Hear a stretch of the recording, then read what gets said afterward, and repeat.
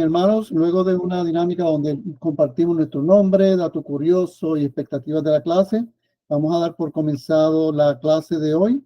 Y bueno, quisiera, como les mencionaba, esta clase va a constar de 12 semanas y propuse hacer el día de hoy como una clase introductoria. La clase, yo espero que la clase pueda durar, yo diría que hora y media, si acaso hora y 15 es lo que tengo pautado para que dure la clase. Así que hoy decidí comenzar solamente con lo que es el contexto del libro de Hechos. ¿Ok? Algunos de ustedes yo le envié, tiene que haber recibido un email con una preguntita, ¿verdad? Sobre el libro de Hechos. ¿Quién lo habrá escrito? ¿A quién se dirigía ese libro? ¿Para qué año se escribió? Cositas así, ¿verdad? Que vamos a estar discutiendo para poder tener un buen contexto de qué está pasando en ese momento histórico cuando se escribe el libro de Hechos. Y créanme, hermanos, eso es indispensable para poder entender muchas cosas que suceden dentro de la actividad y lo que está ocurriendo con el libro de Hechos. Así que voy a ir en lo que yo le llamé definiciones imperativas o definiciones obligatorias, como que, bueno, estas definiciones que vamos a ir ahora es necesario por lo menos conocerlas porque constantemente se van a ver en el libro de Hechos. Hay una tensión constante en el libro de Hechos y esa tensión ocurre entre los que llamamos gentiles y los judíos. Así que eso, hermanos, es indispensable para poder entender el libro de los judíos, perdón, el libro de Hechos, para entender la dinámica que está ocurriendo, para entender los retos a los que se enfrentan los discípulos ante un llamamiento tan importante como el que le hace Jesús antes de ascender al cielo. Antes de ascender al cielo, él les dijo, ahora predicad este evangelio en Jerusalén, en Judea y hasta lo último de la tierra. Y es un mandamiento, es una orden muy específica, muy clara, pero que es prácticamente lo que resume el propósito de Dios para la humanidad. Así que estamos hablando de un grupo de discípulos que ahora se enfrenta con que tiene que predicar este evangelio a toda criatura. Y hermano, ¿cómo hacerlo? No es nada fácil, créame. En muchas ocasiones vamos a hacer el ejercicio de ponernos en lugar de ellos, o vamos a ponernos en lugar de los fariseos, o vamos a ponernos en lugar de los judíos mesiánicos o los judíos. Vamos a hacer ese ejercicio porque eso nos va a ayudar a entender mucho de lo que tiene que ver con las reacciones o lo que está sucediendo en el libro de Hechos. Así que bueno, ¿qué tal si vemos el contexto histórico del libro de Hechos? Podríamos entrar en muchos asuntos sobre el contexto histórico del libro de Hechos, pero solamente decidí hacer un énfasis en lo que tiene que ver con el área sociocultural de lo que está pasando en ese momento, ¿ok? Así que, bueno, la primera palabra que vamos a hablar es la siguiente, que es un semita. Así que vamos a abrir el chat para ver si usted tiene una idea de lo que es un semita antes de que lo busque por Google. Así que vamos a ver quién se anima. ¿Qué usted cree que es un semita? Descendiente de Sem. Muy bien, se escucha bien, Chinita. Pero ¿quién fue Sem? Uno de los hijos de Noé. Muy bien, uno de los hijos de Noé. Noé, prácticamente recuerden que después del diluvio hubo un reinicio en esta humanidad. Todo comenzó de nuevo. Ellos fueron descendientes de Adán y Eva, pero toda esa descendencia después de ellos quedó sepultada en el diluvio y se reinicia la humanidad con Noé. Y ahí él tiene 3 hijos, ¿verdad? ¿Alguien recuerda los nombres? Sem. Sem, Cam y Jafet. Muy bien. Sem, Cam y Jafet. Prácticamente de adelante. Y bueno, semita tiene que ver con Sem, descendientes de Sem, ¿verdad? Jafet, muy bien. Así que, más bien, ¿alguien tiene algo que añadir sobre qué es un semita?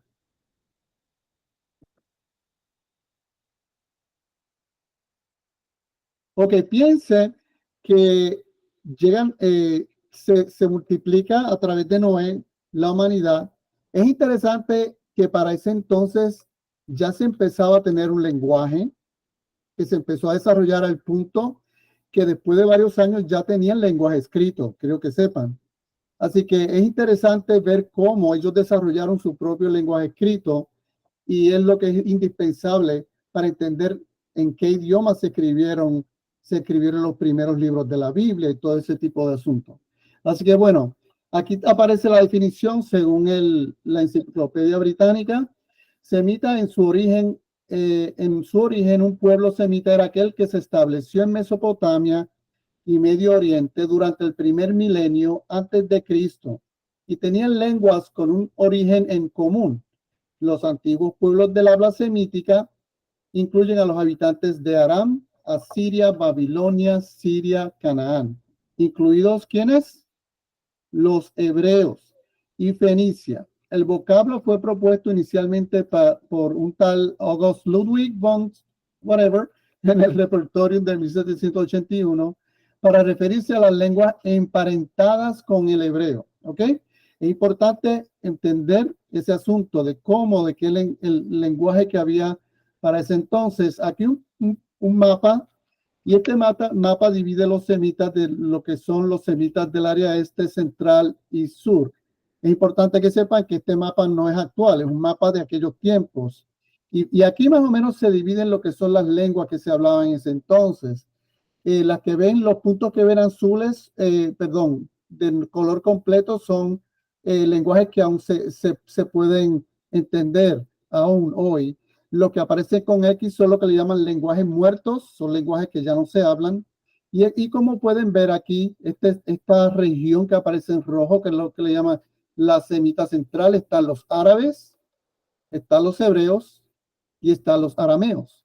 Los arameos se le llaman los semitas del este o toda esta área se le llama semita del norte y aquí están las otras regiones que también serían parte de lo que le llamamos semitas. Así que fíjense cómo toda esta área, recuerden que esta área es prácticamente donde según la escritura comenzó la creación, ¿verdad? Así que de aquí surge todo lo que es el lenguaje antiguo y toda esta región que es tan importante para poder entender las escrituras. Así que vamos con la próxima. ¿Quiénes son los hebreos? ¿Quién usted cree que son los hebreos?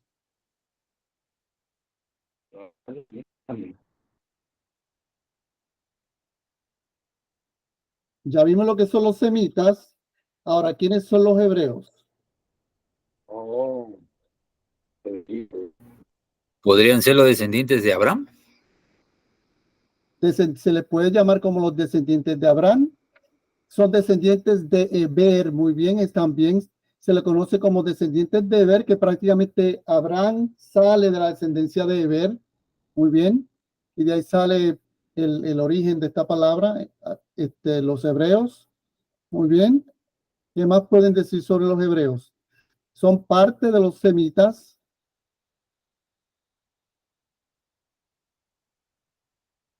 Muy bien. ¿Son el Pues pueblo elegido? el pueblo elegido, los hebreos, Sí. podríamos, como pueblo elegido, que sería el pueblo de Israel, ya la palabra hebreo abarca, creo que aún más que solamente el pueblo de Israel. Por eso lo podemos ver ahora en lo que es la definición aquí. Hebreo es cualquier miembro de un antiguo pueblo semita del norte que fueron los antepasados de los judíos. ¿Ok?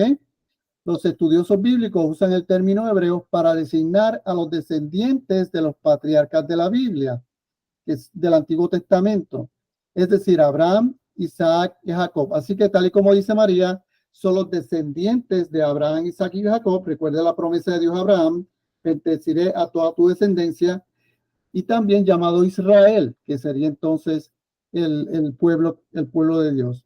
Desde ese periodo hasta su conquista de Canaán o Palestina, a finales del segundo milenio, a partir de entonces estas personas son referidas como israelitas hasta su regreso del exilio babilónico a finales del siglo VI antes de Cristo. Perdón. Momentos del cual se les conoce como judíos. Van viendo cómo el nombre va cambiando a través del tiempo. ¿Ven? Eran hebreos, la descendencia de Abraham, y luego entonces, después del exilio babilónico, se le empieza a conocer como judíos. En la Biblia, el patriarca Abraham es referido una sola vez como el Ibri, que es la forma singular de la palabra en hebreo, para hebreo, el plural Ibrim, pero el término hebreo casi siempre aparece en la Biblia hebrea como un nombre dado a los israelitas por otros pueblos en lugar de uno usado por ellos mismos. Fíjese qué interesante. O sea, que es un nombre que otros pueblos le tendían a llamar a ellos, no que ellos mismos se llamaban a sí mismos. ¿Ok? Y ahora, bueno, ahora viene la pregunta obligada. Entonces, ¿qué es el judaísmo? ¿Qué usted cree que es el judaísmo? ¿Es un pueblo, es una nación, es un movimiento político? ¿Qué usted cree que es el judaísmo? Que viene segura. ¿Perdón? Tienes el micrófono abierto. No, ahí no. Judaísmo.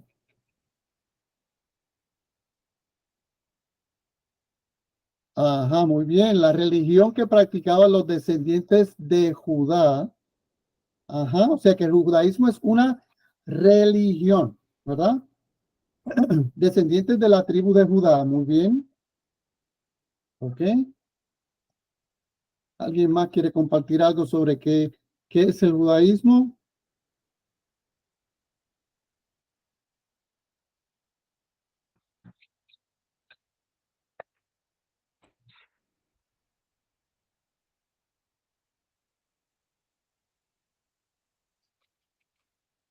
Ahora, fueron 12 tribus de Israel, descendientes de Israel. ¿Los judaísmos salen solo de Judá? Esa pregunta se la dejo en el tapete. A ver, en algún momento del reino, Israel se dividió en dos reinos, el reino del Muy norte bien, y el reino del sur, ¿no?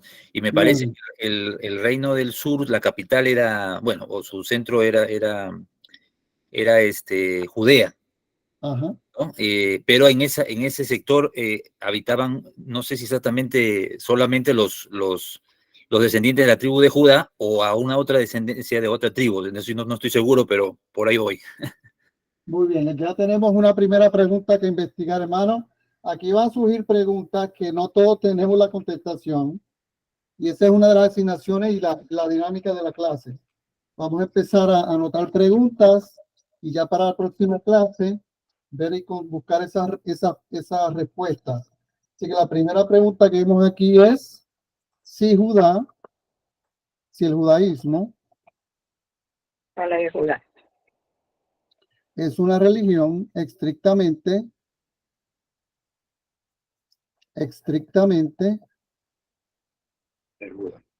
de la tribu de Judá. Recuerden que el judaísmo incluye todas los preceptos dictados por Moisés.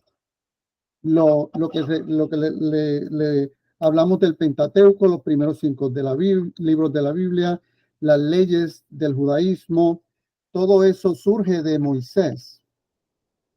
Así que la pregunta es realmente específicamente, y es muy claro y cierto lo que dice Daniel, la tribu se divide en dos.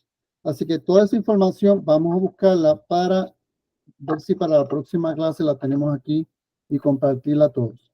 Así que, ¿qué dice aquí según esta definición? Judaísmo número 1 es una religión y es monoteísta, desarrollada entre los antiguos hebreos. El judaísmo se caracteriza por la creencia en un Dios trascendente que se reveló a Abraham y Moisés y los profetas hebreos, y por una vida religiosa de acuerdo con las escrituras y las tradiciones rabínicas. El judaísmo es el fenómeno complejo de un modo de vida total para el pueblo judío, que comprende teología, ley e innumerables tradiciones culturales. Pregunta Jacqueline que si fueron judíos. Sí, judíos son los que practican el judaísmo. Sí. Judaísmo es el nombre de la religión. Muy bien. ¿Cómo se le, ahí, bueno, ya Jacqueline se nos adelantó en esta pregunta, ¿cómo se le conoce a los seguidores del judaísmo? Pues obviamente se le conoce como los judíos. Ajá. Cualquier persona cuya religión es el judaísmo. En el sentido más amplio del término, un judío es cualquier persona que pertenece al grupo mundial que constituye por descendencia o conversión. Fíjense qué interesante. Por descendencia, o sea, si yo nací en una casa donde mis padres son judíos, ya me corresponde a mí, por descendencia, ser judío.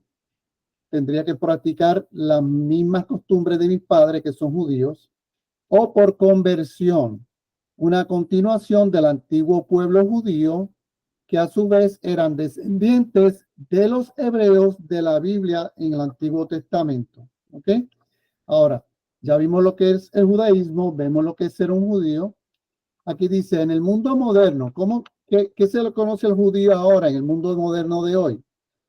Una definición de judío que sea satisfactoria para todos es prácticamente imposible de construir, miren, ya que implica cuestiones étnicas y religiosas que son complejas y controvertidas. En la vida cotidiana, por ejemplo, aquellos que se consideran judíos son generalmente aceptados como tales por judíos y no judíos por igual. Aunque esas personas no observen las prácticas religiosas, miren, mientras que todos los judíos están de acuerdo en que un niño nacido de madre judía es judío. El judaísmo reformista va más allá del judaísmo ortodoxo. Ya ven que se está dividiendo en diferentes facciones y conservar al afirmar que un niño es judío si cualquiera de los padres es judío. O sea que vamos viendo cómo ha ido cambiando el significado de lo que es ser un judío y de lo que es la práctica del judaísmo. Ahora, aquí viene la pregunta interesante. ¿A qué se refiere entonces el Nuevo Testamento cuando menciona las escrituras? Ustedes saben que el mismo Jesús menciona y habla de las escrituras. Los apóstoles hablan de las escrituras. Pedro dice, habla de las escrituras como la palabra profética más segura. Y cada uno de los que leemos en el Nuevo Testamento hablan de las escrituras. ¿A quién usted que se refiere cuando habla de las escrituras?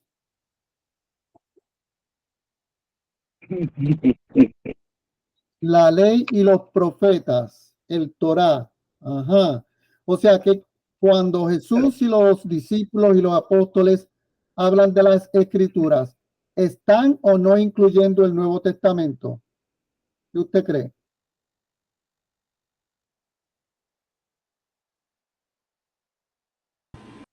No, solamente el Torá, el Viejo Testamento. Muy bien, el Torá, prácticamente recuerden que lo que son las cartas paulinas, las cartas de Pablo, los evangelios fueron escritos muchos años después de la ascensión de Jesús.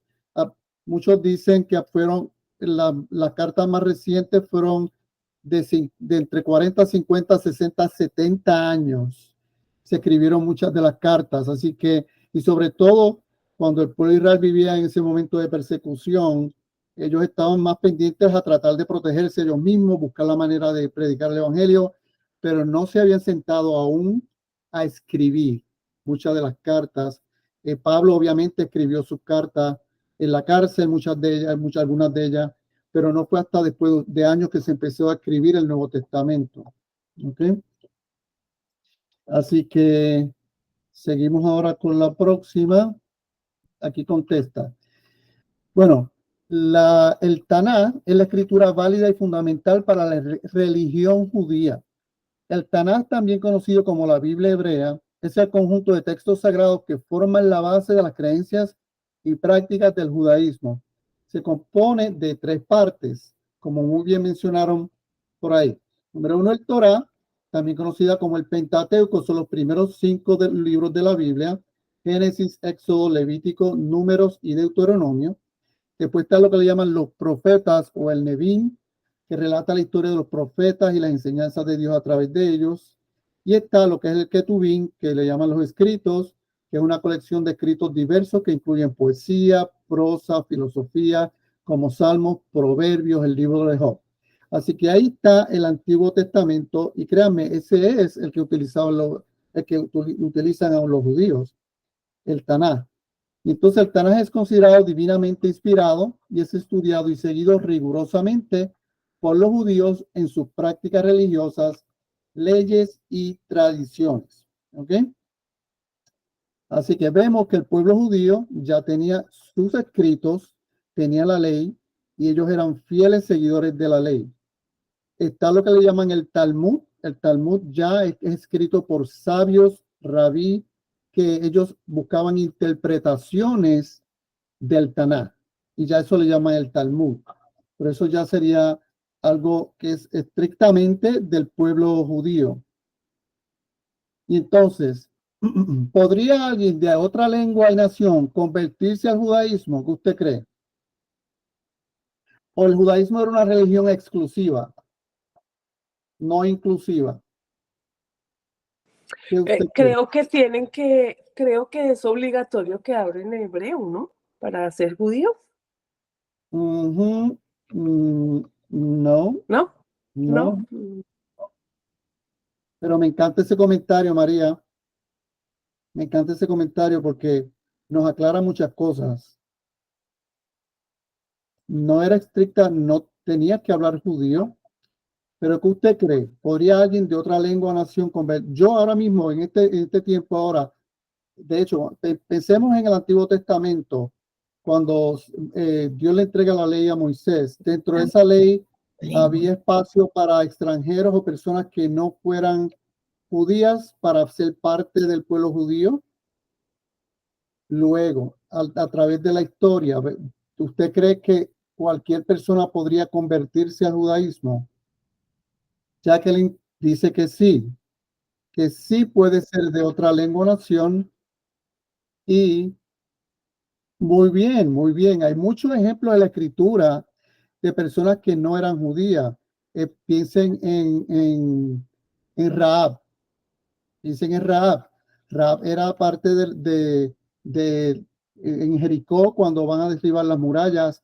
Ella no era una mujer tampoco de una muy buena reputación, pero ella fue convertida, no tan solo convertida al judaísmo, sino que parte de la descendencia nada más y nada menos que de Jesús. Imagínense, como ya vemos la gracia y la misericordia de Dios desde mucho tiempo atrás. O sea, estamos hablando de que no era judía y se tuvo que convertir al judaísmo. Así que vamos a ver detalles aquí. Eso que le menciono es lo que le llaman judío prosélito. ¿Qué es un judío prosélito? El término prosélito proviene del griego proselutos, que significa literalmente uno que ha llegado o uno que ha venido a unirse. En el Nuevo Testamento se usa para designar a los extranjeros que se convertían al judaísmo, que también se le conocen como gentiles. Hermanos, una y otra vez, esa es la tensión más grande que vamos a ver en los hechos entre los judíos y gentiles. Y luego dentro de los judíos estaban los judíos que habían creído en Jesucristo, que es lo que le llaman judíos mesiánicos, y estaban los judíos que no creían en Jesús. Pero entonces esa tensión entre los judíos mesiánicos con los gentiles, eso es de principio a fin, lo vamos a ver en los hechos. Por eso es importante que usted entienda lo que es judío prosélito, porque son judíos que hablaban inclusive otras lenguas. Habían judíos que hablaban en griego, habían judíos que hablaban en otros idiomas, y todos tenían que unirse para celebrar ciertas fiestas como parte del judaísmo, entre ellos la fiesta de Pentecostés y la fiesta de los tabernáculos, y ellos se tenían que reunir. Por lo tanto, si se dan cuenta, la gran mayoría de los judíos procuraban vivir cerca de Jerusalén, porque cada vez que llegaban a esas fiestas tenían que caminar muchas millas para llegar ahí, y solo así tú podías cumplir con los rituales judíos. Tú tenías que caminar a veces días para llegar a Jerusalén y ya sea presentar sacrificios en el templo, ya sea celebrar las fiestas de los judíos, y eran personas que no hablaban hebreo ni arameo, hablaban en otros idiomas. Vamos a ver qué dice aquí. Aunque la palabra prosélito se origina en el griego koiné, algunos de los significados y usos que representa no eran nuevos para el primer siglo. Esto significa que a lo largo del Antiguo Testamento se usaron diferentes palabras con distintas acepciones para hablar de extranjeros que llegaban a Israel. El desarrollo final del concepto de prosélito tiene lugar en el periodo intertestamentario, y veamos una breve síntesis histórica del uso de la palabra prosélito. Dice aquí, en el Antiguo Testamento hay dos clases de extranjeros. Estaban lo que le llamaban los visitantes y los residentes temporales o permanentes. Eso lo puedes ver en Éxodo 12:49 y Deuteronomio 14:21. Esta distinción es importante porque eso significa la Septuaginta. La Septuaginta es la Biblia escrita en el griego. Usa 77 veces para el forastero residente, es decir, designa a aquellos que decidieron entrar al territorio judío y adoptar su cultura y religión. Fíjense, tú podrías entrar al territorio judío y no necesariamente adoptar su cultura y religión, que quede claro. Tú podías llegar de África, de cualquier región, llegar allí y no adoptar esa religión. Ahora, a la hora de adoptarla, pues eso incluía la circuncisión de los hombres y todo lo que tiene que ver con guardar el día de reposo y todo lo que tiene que ver con los rituales de la ley judía. Ahora, fíjense cómo en la ley mosaica, Dios prescribe las directrices que rigen la relación que su pueblo tendrá con estos extranjeros. Así que ya Dios, cuando usted vea estos versículos, Éxodo 23:9, Levítico 14:33 al 34, Deuteronomio 10 al 18 al 19, usted va viendo cómo Dios, en su amor y misericordia, tiene ya un plan de cómo recibir a estas personas, cómo hacerlas parte del pueblo de Israel en aquel entonces. Así que a los residentes agregados a la fe de Israel se les pedía la circuncisión, la observancia del sábado y del resto de las fiestas santas o fiestas de los judíos. Así que vamos viendo cómo para tú ser un judío proselitista, tú tenías que convertirte al judaísmo independientemente del lugar donde tú vinieras. Eso lo van a ver, por ejemplo, en relatos importantísimos en el libro de Hechos, como el caso de Esteban. Esteban era un hombre lleno del Espíritu Santo. Esteban era un hombre que fue usado por el Señor de manera poderosa, pero él no era un judío, él no era un judío de Jerusalén. De hecho, su primer idioma era el griego. Y así sucesivamente vamos a ver cosas bien sumamente interesantes en lo que era esa tensión entre los judíos proselitistas, los judíos que habían nacido de sangre judía. Entonces, póngase a pensar, yo soy judío, nacido, criado, y yo puedo inclusive, recuerden que los judíos podían delinear toda su descendencia. Ellos podían delinear toda su descendencia por generaciones, porque ellos tenían lo que le llaman los escribas, que ellos se encargaban de escribir todas esas descendencias. Pero te digo que con una precisión impresionante. Y entonces, imagínense que yo vengo de una religión judía, nací judío. Ellos empiezan a desarrollar cierto orgullo. Es el orgullo de ser judío, es el orgullo de seguir la ley, es el orgullo de ser el pueblo de Dios. Tú empiezas a desarrollar un orgullo, una identidad con esa religión. Así que usted imagínese cómo se va a enfrentar ese tipo de judío que aún conociendo a Cristo y aún siendo derribado el templo fue derribado. Jesús lo predijo. Primero dijo que este templo derribaré, hablando de su cuerpo, en 3 días lo levantaré. Pero efectivamente, después de 70 años, el templo, que era donde se llevaban todos los rituales, el sacrificio, todo fue destruido. Y bueno, tú y yo sabemos que ya después de que llega Jesús, ya todos esos rituales son completamente innecesarios. Porque ya no hay por qué llevar un cordero a sacrificar, porque ya Jesús fue el cordero perfecto. Pero créanme, póngase en lugar de esos judíos. Imagínense que usted es uno de esos judíos. Usted lleva toda la vida llevando todas esas costumbres. Y ahora de pronto se entera de que llega Jesús, usted cree en Jesús y ahora de pronto usted se da cuenta que no tiene por qué seguir ninguno de esos rituales. ¿Cómo usted lo cogería? ¿Cómo usted lo recibiría? Piense en nosotros los latinos. Llegamos a esta nación con nuestras costuras, nuestras tradiciones. Yo tengo mi plato de arroz con gandules, me lo tengo que comer en todas las navidades. Mi buen plato de lechón me lo tengo que comer. Mis pasteles son cosas ya que yo están en mí para ciertas épocas del año. Y entonces, ahora resulta que los judíos se dan cuenta que ya no tienen por qué hacer nada de eso cuando era un ritual que de todo el tiempo, hermanos, eso no fue fácil. Eso no fue fácil para ellos. Seguro que sí, Chinita, me sentiría completamente ofendido negando mi cultura y mis tradiciones. O sea, fue sumamente difícil para el judío, aún, estoy hablando de aún el judío que aceptaba a Cristo, era sumamente entender, oh, espérate, entonces ahora lo primero que tú piensas es, perdí el tiempo entonces. Perdí el tiempo siguiendo toda esta serie de preceptos cuando realmente de nada me vale ahora matar un cordero. O sea, esas luchas, y esa era la batalla, hermano, ese es el preámbulo que les doy. Esa es la batalla constante de Pablo con los judíos, no tan solo los judíos que no creían en Jesús, con los judíos mesiánicos, y era una batalla de no acabar. Cora, ¿tienes algo que compartir? Cora.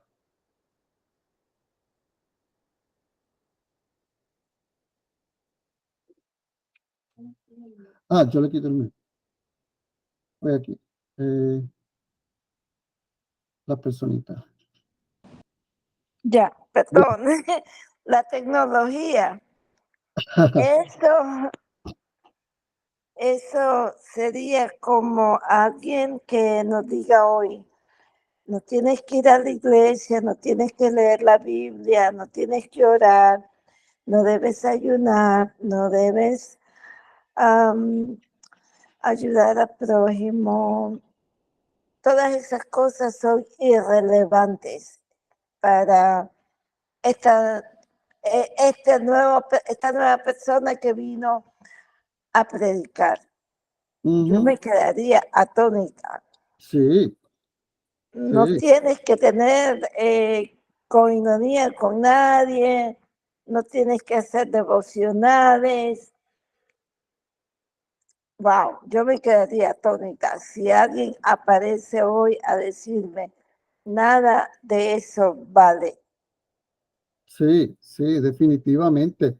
Es más, voy a darle un ejemplo bien claro en la Escritura.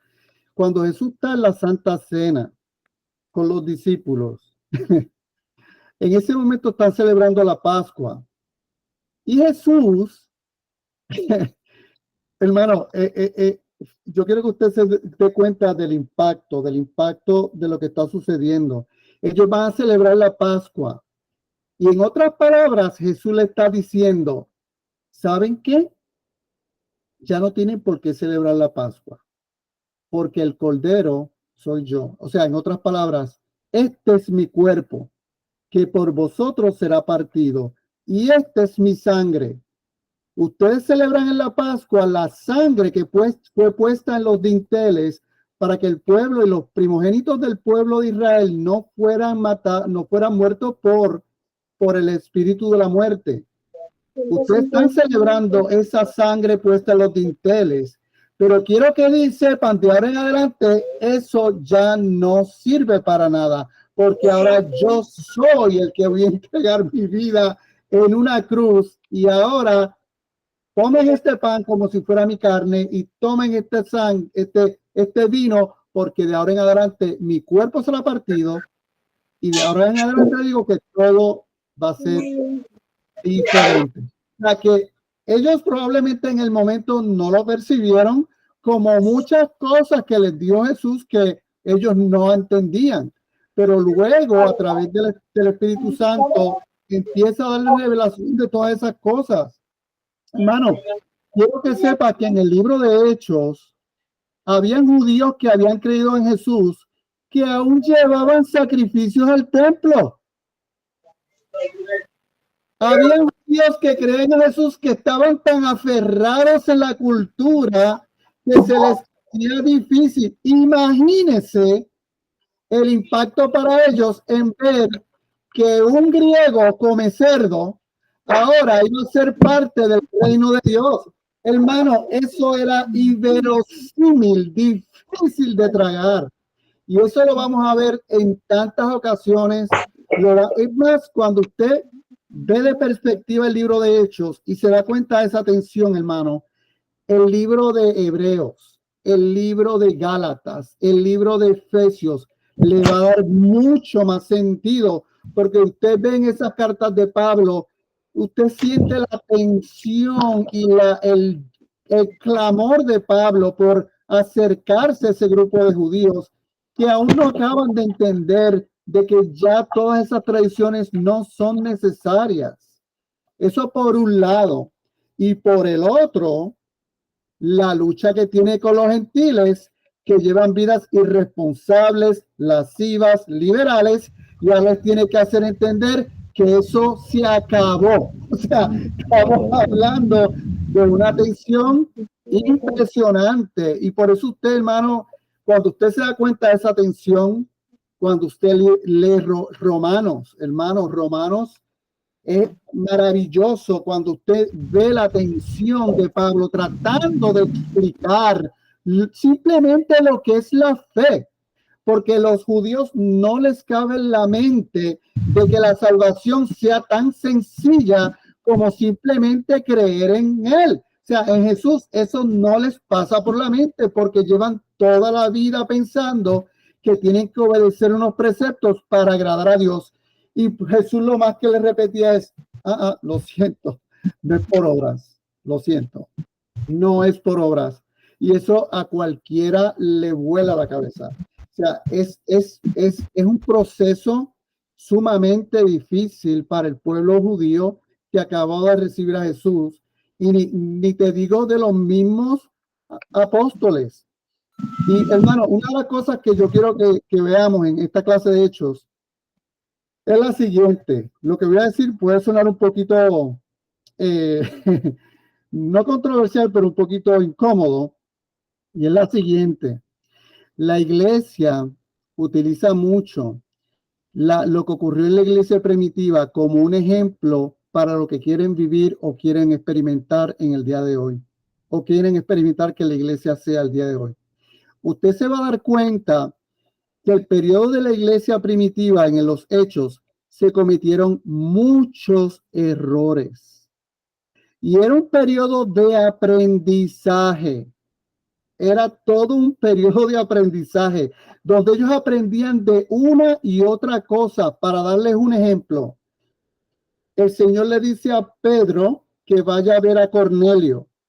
Eso nada más fue sumamente difícil al punto que el Señor le tuvo que dar el sueño, no una vez, 3 veces le tuvo que dar el sueño donde bajaba ese lienzo con los animales inmundos y le decía, acaba, mate y come.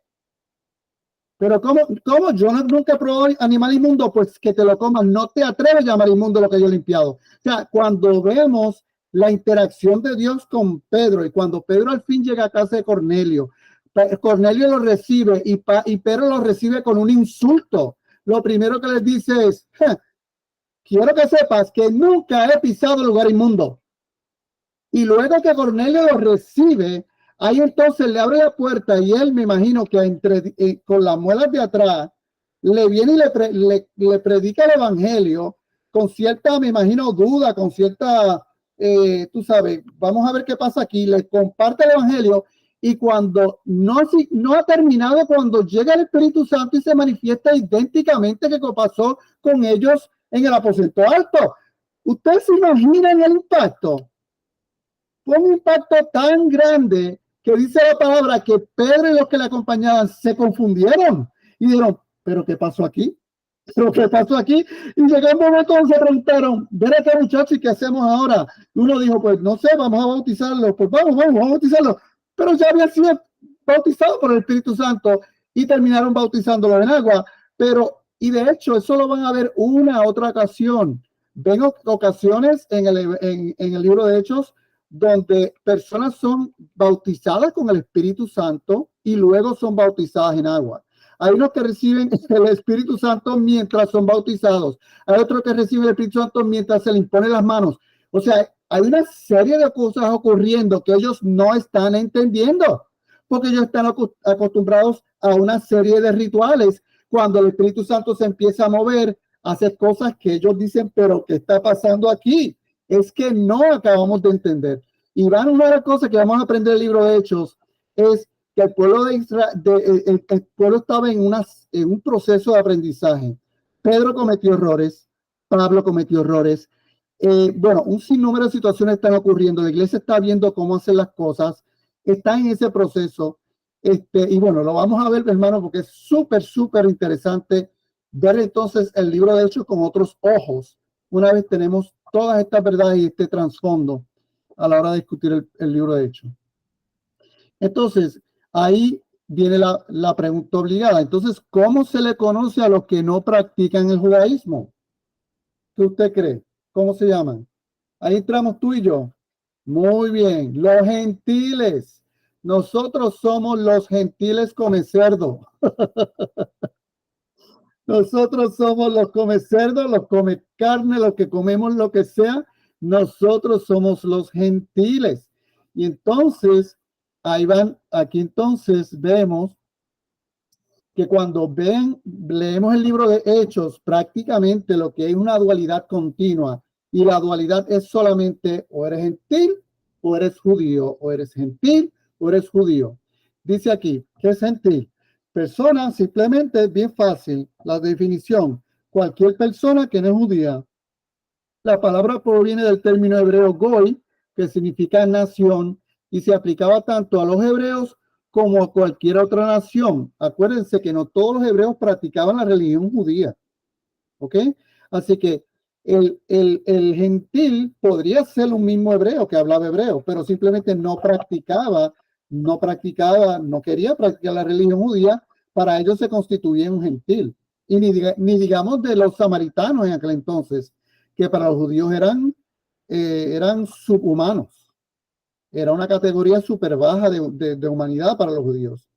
El plural goyim, especialmente con el artículo definido a goyim, significa las naciones y se refería a las naciones del mundo que no eran hebreas. ¿Ok? Así que, hermanos, eso es muy, muy importante porque aquí vamos al punto, hermano, este punto que vamos a ver es sumamente interesante. Si yo les preguntara ahora mismo que ¿usted recuerda algún escritor alguno de los autores de las escrituras? Obviamente hay algunos libros que son anónimos porque no se sabe quién los escribió, como el libro de Hebreos, por ejemplo. Se dice que fue Pablo, pero se dice que no parece, la manera en que escribe no parece Pablo y así sucesivamente. Pero, ¿algún libro que usted me pueda mencionar donde el escritor era gentil y no judío? Muy bien. Lucas, hermanos, es el único escritor del que se conozca, gentil. ¿Me podrá creer algo así? El libro de Lucas fue escrito por un médico. Su primer lenguaje era el griego y él no era judío, él era gentil. Miren qué interesante. Y fue Lucas el que escribe nada más y nada menos que el libro de Hechos de los Apóstoles. No fue otro judío el que escribió Hechos. Lo hizo un gentil. Bueno, y usted dirá, bueno, pero ¿qué importancia tiene que lo haya escrito un gentil? Ay, mi hermano, muchísima importancia. Porque cuando usted lee el Evangelio de Lucas, lo está leyendo, imagínese el contorno social que se está viviendo ese entonces, la lucha y la tensión entre los judíos y los gentiles. Yo soy gentil, me convierto al Señor, conozco a Cristo, Lucas era discípulo de Pedro y también de Pablo. Él compartía con ellos y ahora él era cristiano. Él vivió la tensión en carne propia. Cuando él empieza a escribir, él está tratando de escribir el libro de Lucas y el de Hechos desde el punto de vista de alguien que no es judío. Por lo tanto, las historias que vemos en Hechos son completamente genuinas, sinceras, transparentes. Él no defiende a los judíos, él no defiende a los gentiles. Tú ves que el libro está escrito de una manera completamente abierta.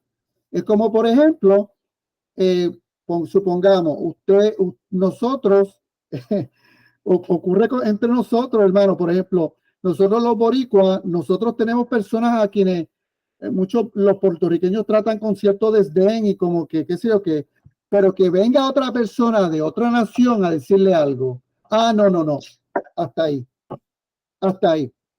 ¿Ven? O sea, nosotros mismos adquirimos esas actitudes cuando vemos un grupo de personas, nos pasa con nuestra familia. Usted podrá tener las discusiones y le podrá decir perro muerto a su hermano, lo que sea, pero que usted escuche que una persona ajena de su familia venga y se lo diga. No, eso se lo puedo decir yo. Usted o sea, imagínese, cuando los judíos hablan de ellos, tú tienes que ser lleno del Espíritu Santo realmente para poder hablar las cosas tal y como te las dicta el Señor, porque hay cosas que son vergonzosas entre ellos. Así que el libro de Lucas fue escrito por alguien que no era judío y tiene una perspectiva clara de la intención del libro de Hechos. A veces nos preguntamos, ¿qué tal si el libro de Hechos de los Apóstoles lo pudo haber escrito algún judío, alguno de los discípulos pudo haber pasado? Sin embargo, al Señor le plació que lo escribiera, le dio el honor a Lucas para escribirlo. Y aquí vemos entonces quién escribió el libro de Hechos, a quién se escribió y cuándo. Bueno, los Hechos de los Apóstoles, que es el quinto libro del Nuevo Testamento, es una valiosa historia de la iglesia cristiana primitiva. Recuerde que el libro de Hechos es una continuación del Evangelio de Lucas, completamente fluida. Usted puede leer Lucas y Hechos, ambos, y están completamente, la historia va bien fluida. Es una valiosa historia de la iglesia cristiana primitiva. Fue escrito en griego, presumiblemente por Lucas el evangelista, ¿verdad? Entonces, ¿quién escribió el libro de los Hechos? ¿A quién se escribió y cuándo? En Hechos se escribió aparentemente en Roma, posiblemente entre los años 70 y 90 después de Cristo. O sea, recuerden que el templo fue derribado por el Imperio Romano para los años 70, aunque algunos piensan que podría ser ligeramente anterior. El libro narra la expansión del cristianismo hacia el mundo gentil y el alejamiento gradual de las tradiciones judías. Fíjense qué interesante, el alejamiento gradual de las tradiciones judías. ¿Qué significa? Que no fue repentino. No fue repentino en lo absoluto, fue poco a poco, destacando las conversiones y viajes misioneros de San Pablo. ¿Ok? Así que, hermanos, ahora cuando usted empiece a leer ese libro de Hechos, piense en todo eso, el trasfondo, cuál es la lucha, cuál es la tensión que se vive en el libro de Hechos, qué está ocurriendo en ese momento, cuando Pedro empieza a predicar el evangelio, cómo ellos empiezan a esparcir el evangelio, cómo el evangelio llega a un punto donde ellos empiezan a creerse que el evangelio pertenece a ellos nada más. Recuerde que uno de los relatos más importantes que aparecen en el Hechos es cuando viene el Espíritu Santo en Pentecostés, en el aposento alto. Dice claramente, por eso les dije toda esa introducción, lo que están allí eran judíos. Habían judíos nacidos en Jerusalén, pero habían judíos proselitistas. No habían gentiles. No, ellos pensaban hasta ese entonces que el evangelio era para ellos y para ellos era normal que si tú querías recibir el evangelio, tenías que convertirte al judaísmo. Ay, hermano. Ahí es donde está la clave lo que nos va a hacer realmente entender muchas de las cosas que suceden en el libro de Hechos. Ellos querían convertir a todo aquel que recibiera a Jesús en judío, querían obligarlo a circuncidarse. Usted va a ver cómo Pablo se pone como gato boca arriba con esos judíos que después de haber, esos gentiles que después de haber recibido el evangelio, van después de él a quererlos judaizar. Ese es otro término que vamos a ver. Judaizar significa querer convertir al judaísmo. Los empezaron a obligar a circuncidarse. Los empezaron a querer obligarlo. Ahora, hermano, póngase usted en lugar de esas personas. Si yo soy gentil, acepto a Jesús como mi Salvador, recibo el Espíritu Santo en mi corazón, lo primero que usted va a querer es hacer algo que agrade a Dios. Y si viene este y me dice que agradar a Dios significa seguir la ley, yo la voy a seguir. Dígame usted si no, usted no lo haría. Si viene un judío y me dice, yo estoy apenas comenzando a conocer a Dios, y viene este judío a mí y me dice, si quieres agradar a Dios, tiene que guardar el sábado, tiene que circuncidarte, tiene que... Hermanos, yo lo hago, porque yo estoy en el proceso de conocer a Dios. Y si alguien me dice, tienes que seguir y hacer esto para agradar a Dios y seguir y recibir la salvación y ser parte del reino de Dios, yo lo voy a hacer, créanme. Así que por eso es que luego tenía Pablo que deshacer lo que muchos empezaron a meter en la cabeza a los gentiles que se convertían. Y esa era la lucha, hermano, la lucha de no acabarse. Así que, hermano, les dejo con eso porque de verdad eso es uno de los puntos más importantes en el libro de Hechos, la tensión que se vive en ese entonces. Y obviamente, como el Espíritu Santo, como decía Luigi, se manifiesta, como el Espíritu Santo entra a los corazones, como el Espíritu Santo empieza a impulsarlos a hacer cosas que de otra manera era imposible hacerlas. Ellos necesitaban el atrevimiento para poder predicarle a los gentiles. Ellos necesitaban el atrevimiento para poder predicarle a los judíos. Ellos necesitaban el atrevimiento para poder predicar porque sus vidas dependían de eso. Así que ellos necesitaban el de nuevo las fuerzas. Si había que cambiarle el lenguaje, se lo cambiaba, pero algo tenía que hacer el Espíritu Santo para poder esparcir el evangelio en un momento tan crucial dentro de la vida cristiana. Así que, hermano, tenemos ahora para finalizar, ¿quién escribió el libro de los Hechos? ¿A quién se escribió y cuándo? Al igual que el Evangelio de Lucas, el libro de los Hechos está dirigido al lector desconocido Teófilo. ¿Saben qué significa Teófilo? Eso lo aprendí. Recuerden que este estudio, yo estoy usando de referencia el estudio que ya da Christ Fellowship, que se llama Acts. ¿Ok? Yo les envío el enlace que usted puede ver los videos también para que también se vaya poniendo al día. Eso es lo que estoy usando como referencia. Y ahí el pastor Drew explica que el nombre de Teófilo significa amigo de Dios. Así que tanto el libro de Hechos como de Lucas está dirigido a Teófilo, que significa amigo de Dios. Así que está dirigido a nosotros que somos amigos de Dios. ¿Ok? Así que dice, en la introducción de Hechos se deja claro que es una continuación de Lucas. Cuando dice, en mi primer libro, Teófilo, escribí acerca de todo lo que Jesús hizo y enseñó desde el principio hasta el día en que fue llevado al cielo. Dicen Hechos 1:1 al 2. Teófilo significa amigo de Dios, lo cual implica que podemos sentirnos aludidos como destinatarios de la carta de los Hechos a los apóstoles. Y aquí tenemos una tareita, hermano. Bueno, obviamente la tarea consiste en leer los capítulos 1 y 2 del libro de Hechos y vamos a ver si podemos, de hecho, quiero que sepan que yo les voy a enviar un documento con toda esta información, ¿ok? A su email. Y aquí las preguntas serían, ¿hasta dónde llegaron los primeros cristianos en expresar su unidad y amor mutuo? Ahí está la cita. Si les faltaba algo para dar, ¿qué hacían algunos de ellos? Segunda, ¿a quién dijo Lucas que era responsable del crecimiento en número? Y número 3, ¿cómo puedes aplicar esta enseñanza a tu vida? ¿Ok? Así que, como les dije, le voy a enviar un documento con toda esta información a sus emails.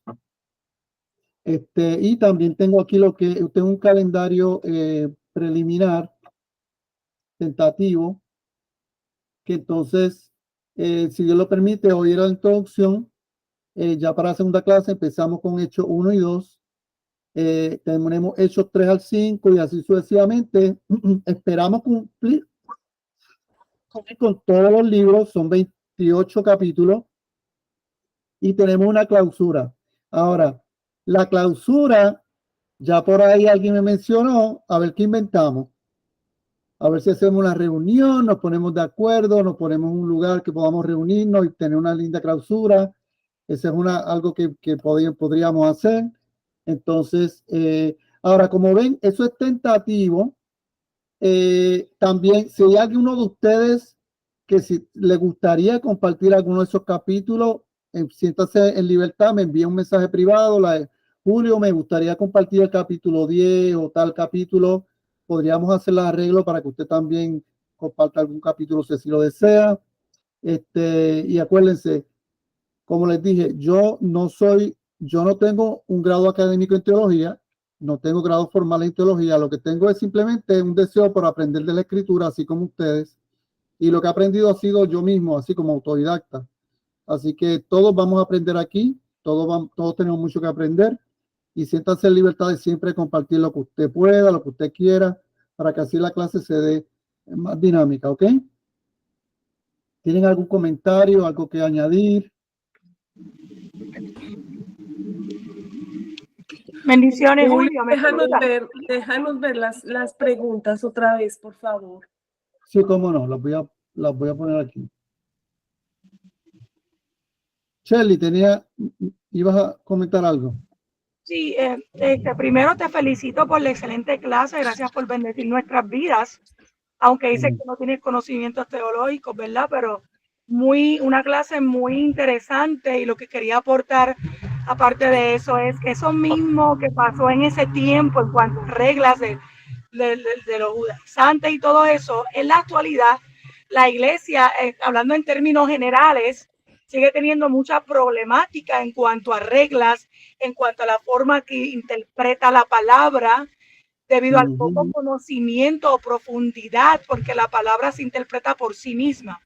Y a veces cuando nosotros, me incluyo, no tenemos ese conocimiento o revelación correcto de la palabra, podemos tener una buena intención, pero podemos dar una mala información de lo que es el verdadero contexto histórico, bíblico, y entonces formamos reglas en los matrimonios, en cuanto a la salvación, en cuanto a nuestra vida con el Señor, totalmente erróneas, que lleva a muchas personas, ¿verdad? Personas que tal vez no toman el tiempo para educarse, a seguir propagando, pues a veces conocimientos mal infundados. Así que esto nos enseña a nosotros de que siempre debemos de escudriñar las escrituras, ¿verdad? Y bendecirle al Señor y bendecirle a esas personas como usted en el día de hoy, que a través de lo que es un estudio riguroso, pues nosotros tenemos el conocimiento claro y real de lo que es la palabra del Señor. Muchas gracias Shirley, por esos comentarios. Y créeme, lo que ha sucedido en mi vida, yo les dije, como siempre les he dicho, yo conozco al Señor de hace muchos años, pero no fue hasta recientemente que yo vine a tener un entendimiento claro de lo que es las escrituras. Le empecé a dar y a coger, como dice el salmista, la palabra por fin me empezó a saber dulce como miel. Pero créanme, fueron muchos años donde estuve renuente a la escritura porque no tenía quien me lo explicara. Digo, tampoco quiero hacerme la víctima porque yo soy responsable por buscar y yo soy el que debo buscar de las escrituras, yo soy el que debo tener la responsabilidad de buscar la escritura tal y como dice la escritura. Pero es como le decía el eunuco a Felipe. Felipe lo ve leyendo el Antiguo Testamento y él le dice, ¿entiendes lo que lees? Y le dice, ¿cómo voy a entender si no tengo quien me lo explique? Hermano, y la escritura es sumamente importante que alguien te la explique, que te dé el trasfondo. Y cuando vemos el trasfondo, hay inclusive, hermano, cosas que nosotros hemos utilizado como promesas que no fueron para nosotros. Hay cosas que dice la palabra que usted la lee y dice, cuando busca el contexto, espérate, pero eso no fue eso fue dirigido a tal persona o a tal grupo o a tal cosa, no fue a mí directamente. O sea que por eso es bien importante ver el contexto de todo lo que leemos, ver cuál es la razón.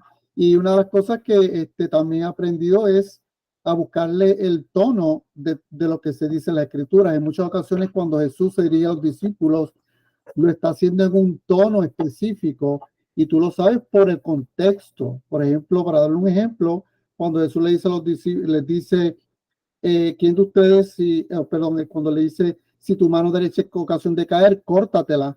¿Acaso no es mejor llegar con una mano al cielo que con las dos al infierno? Si tú ves el tono en que Jesús lo dice, Jesús usa el sarcasmo. Se le está diciendo a los fariseos, en otras palabras, le está queriendo decir a los fariseos, ¿qué se creen ustedes? Que ustedes no pecan. Si ustedes se creen que no pecan, con una cosa que hagan, ya hacen inválida toda la ley. Así que se creen ustedes. O sea, en lo que Jesús está usando el sarcasmo, no está diciéndole, me hacen el favor ahora, córtate esa mano porque te hizo pecar. No. Entonces es el tono en que Jesús está hablando cuando le está hablando de ese momento, está usando el sarcasmo. Le está diciendo, pero ¿quién de ustedes acaso? Entonces, si tu mano te es ocasión de caer, ¿tú eres capaz de cortártela? O sea, es el tono que Jesús usa. En muchas ocasiones ocurre eso. Con la escritura, el contexto, hermanos, es clave para poder entender. Y como decía Shirley, si simplemente cogemos textos fuera de contexto, hay sin número de sectas y religiones formadas por textos fuera de contexto. ¿Alguien más quiere compartir algo? Julio, bueno, de verdad que gracias por esta introducción. Créeme que yo en lo particular he leído varias veces el libro de Hechos, pero no me había dado cuenta de este detalle, de esa pugna que tú dices, ¿no? Entre los judíos y los gentiles. Pero qué importante conocer esto porque Pablo mismo, como tú mismo mencionaste, ¿no? Él siendo judío, fue llamado al pueblo gentil, ¿no? Es muy interesante eso. Y muchas de sus cartas que él escribe, especialmente la de Efesios, habla mucho acerca de este misterio que fue escondido desde antes, dice, ¿no? Esta unión, el surgimiento de la iglesia, ¿no? La iglesia que es el misterio de Cristo, que es la unión precisamente del pueblo gentil con el pueblo judío, ¿no? De verdad que importante conocer esto y ahora, como decía Shirley, ¿no? También nosotros, muchas iglesias que más están, digamos, pendientes de las tradiciones, de sus culturas, qué sé yo, precisamente esas son las cosas que no tomamos en cuenta como iglesia y son esas cosas las que nos separan, ¿no? Más bien, si entendiéramos esto a fondo, supiéramos que en Cristo, pues, toda pared de división se ha caído y somos uno en Cristo, ¿no? Amén. Esto, de verdad. Gracias, Julio. Amén, amén. Bueno, hermano, ya son las 8:30, así que déjenme parar la grabación. Julio, María tenía la mano levantada, no sé si